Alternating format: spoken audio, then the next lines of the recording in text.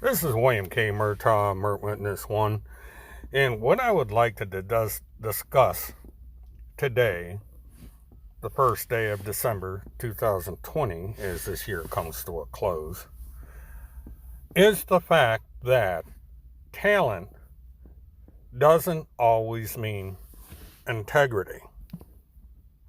Now, what do we mean by that? It means that someone can be an expert in any given field.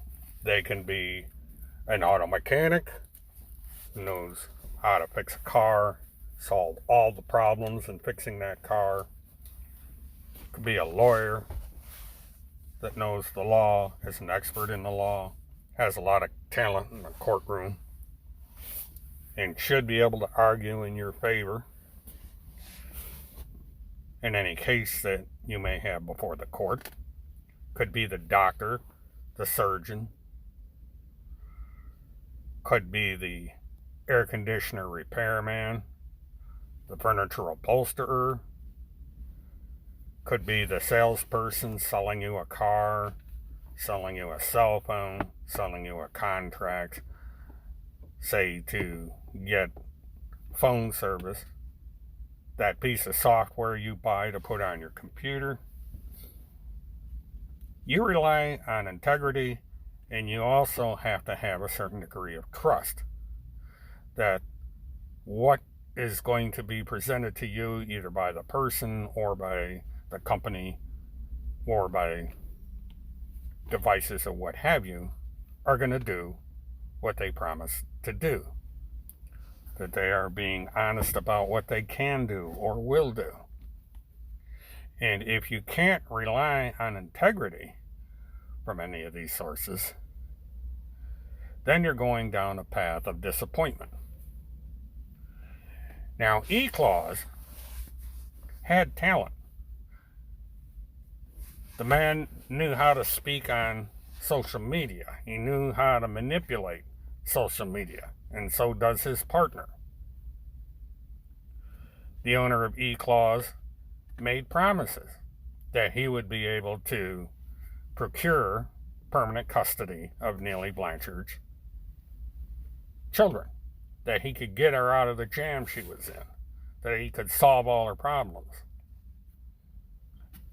He assured her that he could be trusted and that he had integrity.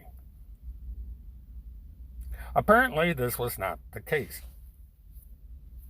He lied. He did not fulfill his promises.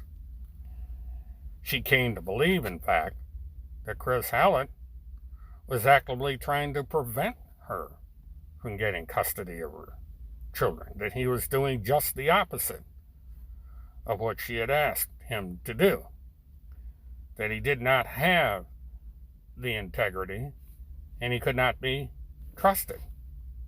She got angry with him and she murdered him for it, allegedly. Now, Chris Hallett worked with other people who are alleged to have been responsible in some fashion for what happened to Neely Blanchard's children. E-Clause worked with the Pentagon Pedophile Task Force and the people who created it, ran it, and acted as press secretaries for the entity. And this is also true of the High Command. It is true of the now defunct Children's Crusade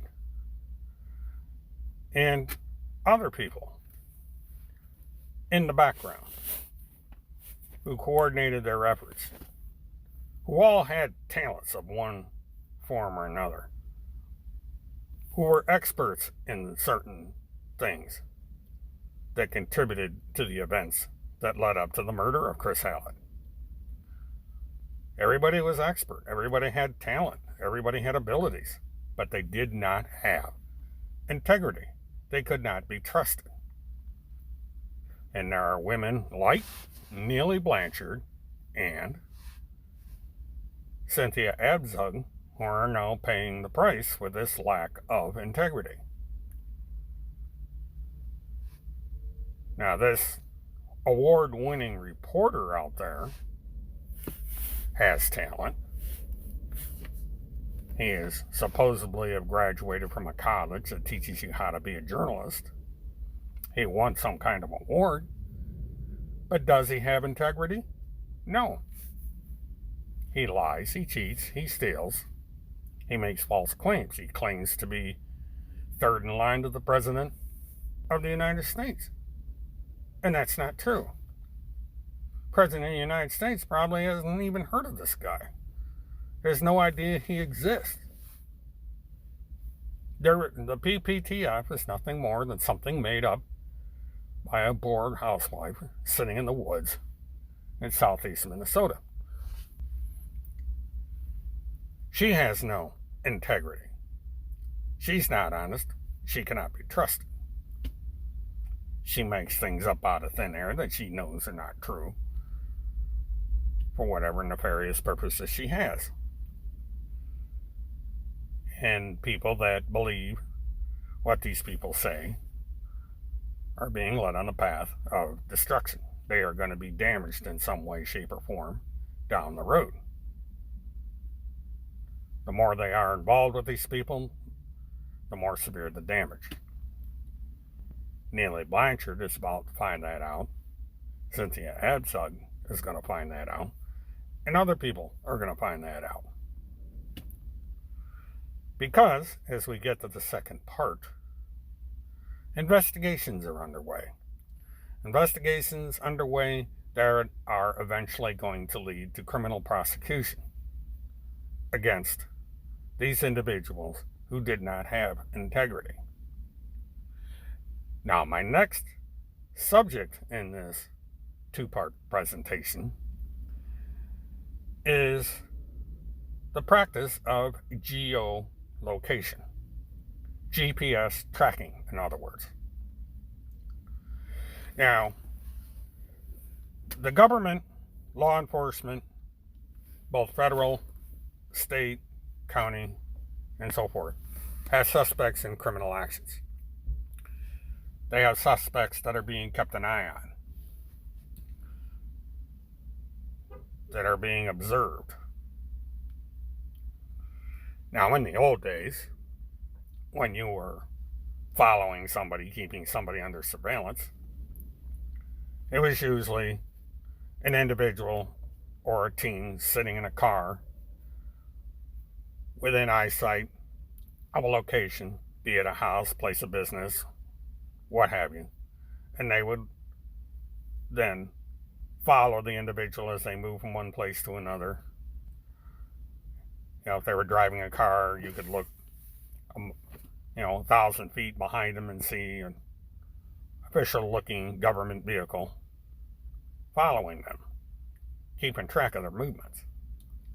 Or they would go to court, they would get a search warrant, and they would tap their telephones, maybe tap their smartphones, intercept their mail, these sorts of things. Those days are long gone. You don't have to spend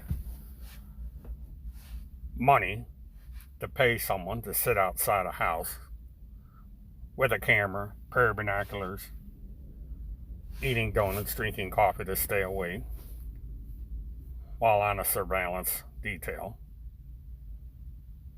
You can sit in the comfort of your office or even in the comfort of your living room with your smartphone or your laptop computer looking at a map with a little green dot on it, while a little gadget the size of your thumb is attached somewhere on or in the automobile, perhaps in the lining of a suitcase, even the lining of a jacket, behind the rearview mirror of a car, under the seat, under the dashboard, anywhere, in anything. There is a gadget that will let anyone who has access to the information know where you are 24 hours a day, 7 days a week. They don't have to sit out in front of your car with coffee and donuts. They could be downtown in the city, or they could be across the country, or even in a different country. But the eye in the sky is watching you. That satellite, hundreds of miles out there, that can't even be seen with the naked eye, is keeping an eye on you if you're the subject of the surveillance. GPS devices nowadays are extremely small, and they're relatively cheap. Private parties can buy these devices. All you need is less than $100 and the software to go on your smartphone.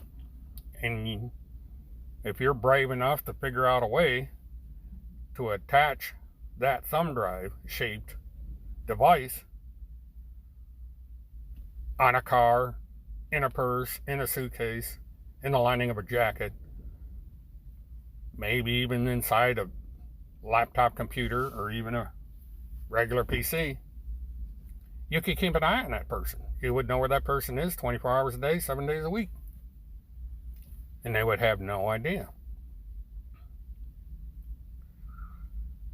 Now, there's a story that was told by one individual on a blog that he came out one day and he saw that the mirror was hanging down from the windshield of his car, just dangling there. And he knew when he parked the car the night before that mirror was securely in place. That it takes a lot of time and effort, so he thought, to pull this mirror down. And he made a big deal out of it. He got on his blog and said, the cops tried to break in my car and plant drugs in my car. They want to arrest me. And so they pulled the mirror down in order to put drugs in it. And for whatever reason, they weren't able to do it. They ran away and left the mirror dangling down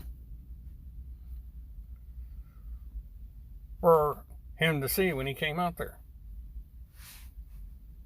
But maybe there was a different reason that mirror was left dangling.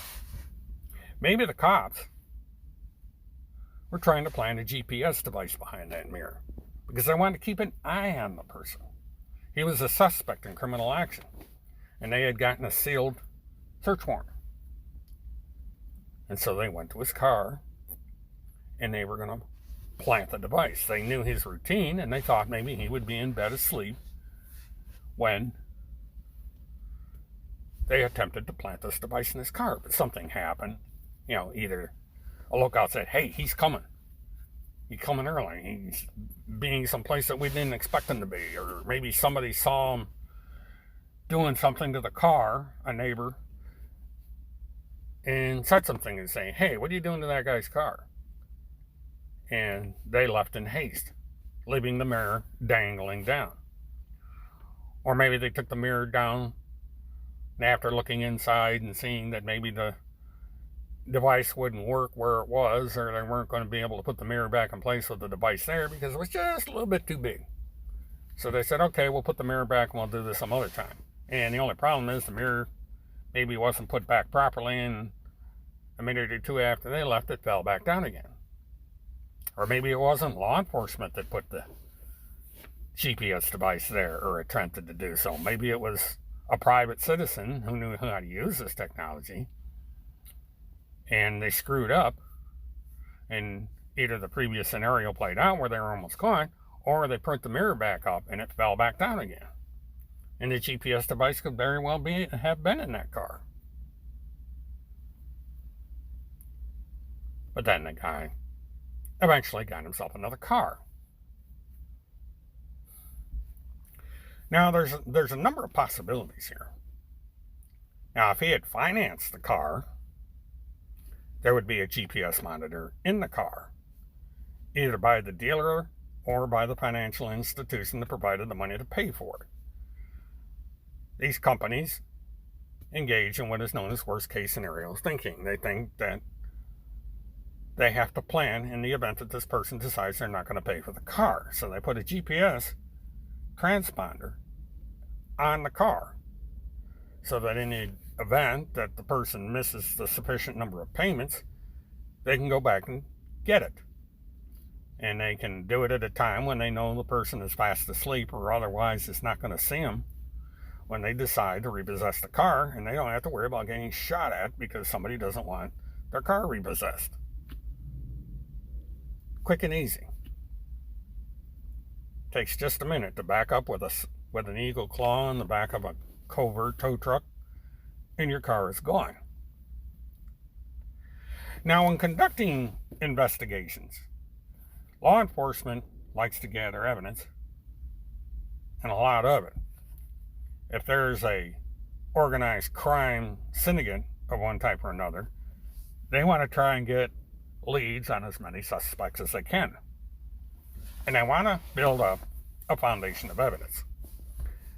And one of the things they're going to want to know is where somebody is at any given time, who that person is associating with, and what are they doing. And one of the tools of the trade is the use of geolocation, GPS tracking, in other words. And so the FBI, CIA, NSA, whoever, local sheriff, they go out and they get a search warrant. And the search warrant is sealed. And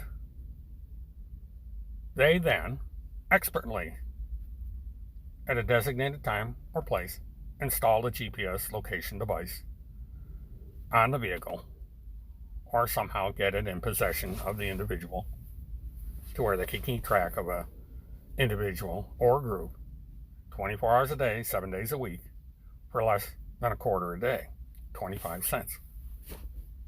Now, a civilian can do the same thing. You can go out, you can look at Amazon, Walmart, any of these online shopping places, put in GPS tracker, and you'll get all kinds of options. All you need is less than $100, smartphone, laptop, desktop, and you can track anybody you want. If you have the balls enough to put the thing on the car or in the purse, or in some cases, send them a thumb drive. Say, for instance, you wanted to track somebody all the time, and you knew that they carried around their laptop and they carried thumb drives in the case, all their case files from something that they're writing about. So what do? You say, okay, you tell that person, say, I got juicy information. I've doxed people that you're interested in talking about. I've got all the Epstein contacts that came out on a thumb drive. We're willing to send all this information to you. We want you to expose these child traffickers, so on and so forth. And so, maybe this person has a UPS store address, and you send the individual a thumb drive. Thumb drive contains all kinds of juicy stuff that this guy can use. Now, there's no software on here that's going to let the person know that they're being tracked. There's nothing there that somebody could take a antivirus software or software that looks for embedded files on a thumb drive that could be key loggers or trackers or anything like that. No, they're not going to find it. Because the thumb drive is big enough, even the smallest thumb drive is big enough, to where you can put a GPS tracker chip behind it and nothing is going to detect it because it's separate. It's kind of like having a computer and having a transistor radio next to a computer, and the transistor radio is running off the same power supply, but it's completely separate. That's the case with these thumb drives. Some of these thumb drives have these micro-sized lithium-ion batteries or other high-tech batteries that will last 5 years, 10 years. Now, in most cases, an investigator may only need a year at the most, maybe 2 years. And so if the battery goes dead in the GPS locator, they're not that worried about it. They can always send another one. They're really cheap, for $30, $40, they can get another transponder and do the same thing all over again. So they're not worried about battery life. These things don't consume power. Now, how many of you have an e-pass? You drive on toll roads, you have this little plastic thing you put on the dashboard of your car, or now you have something that looks like an oversized postage stamp that you can put up on the windshield of your car. So that when you go through the tolls, all of a sudden you get money taken out of your bank account, the $1, $2, $3 that you're charged for that toll. How many of you have an insurance company like Allstate or State Farm that have this little plastic square thing you smack up on your windshield, and they take $20 a month off your insurance? Because as long as you don't speed and you don't drive like an idiot, you save money. It's called safe driver plans. It's what I have. I have this little gadget on the windshield of my car. It's about the size of a square flash drive. But the chip, computer chip, that runs that plastic device is the size of a head of a pin, as most chips are. Really small. So it's quite easy to have a GPS tracking device that's virtually invisible. I've heard stories of private detectives sneaking up on a suspect's car in the dead of night and throwing one of these things inside the gas tank of the car, because they're enveloped in a polymer plastic case that's impervious to gasoline. Or they have the 3M adhesive on them there. They can stick them on the lining of the rear bumper, anywhere on the car that can't be seen, where they can approach the car, put the device on, and leave in a matter of seconds. They don't have to tamper with the car. They don't have to pull the mirror down to put the device behind the mirror and put the mirror back. They don't even need to get in the car. All sorts of ways to get a GPS tracking device anywhere they want it to be. They don't need to use the cell phone to track you. They don't have to worry about burner phones. People that go out and buy these so-called burner phones that make a call or two or three and then throwing the phones away are wasting their money, because in this modern age of these ever-involving gadgets, they don't need your damn phone. The phone is useless. All they need is a little piece of plastic about the size of one of your, thumb drive. Is actually the old flash drives, UPS drives that are used. You can get a flash drive now that you put on your keychain and you don't even know what it is. It's a small piece of metal that is insignificant in size. It's tiny. Any of you people have a keyboard that has a wireless function, it's Bluetooth or even Wi-Fi, and you have this little plug that comes with the keyboard. It plugs into the back of your computer. You know how small those things are? The plug itself is bigger than the device. The device that is the transceiver, the receiver transmitter for the Bluetooth or the Wi-Fi is that black part that surrounds the plug. The chip is in there. That's how small these things are. And you don't need to have them hooked to cell phones. You don't need to have even powered by the computer. They're self-contained.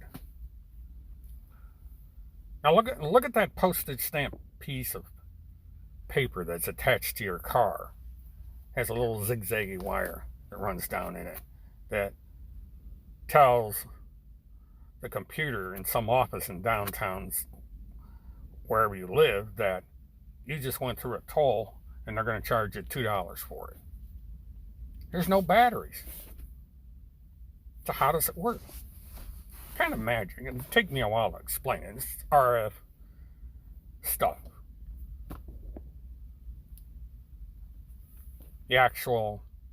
There's a device in the toll booth that powers that remotely. The satellite does the same thing. The satellite that's looking for you with that gadget sitting in your car, your pocketbook, in the lining of your jacket, in the lining of a suitcase, and a flash drive that somebody may have sent you, is powered by that satellite.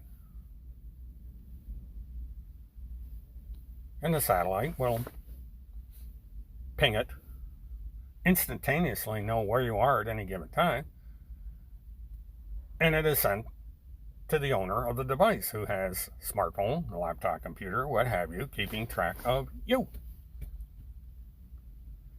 And he doesn't have to sit behind a desk 8 hours and watch the computer. It's all done for him. It gets recorded.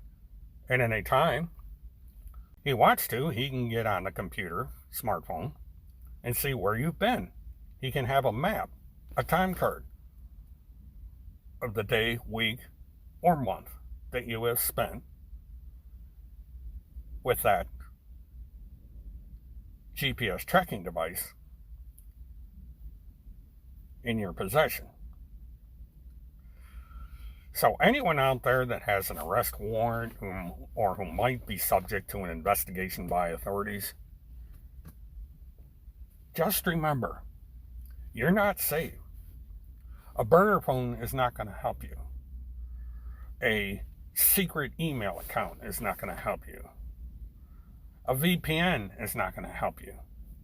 If somebody wants to know where you are 24 hours a day, 7 days a week, they're going to find a way to do it. And they're going to do it from 100, 1,000, or 10,000 miles away. And you will never know it until someday a man in black or a woman in black comes up with a gold badge and a pair of handcuffs and puts you in the back of a police car. And you will not be able to tell that law enforcement officer to leave the door open.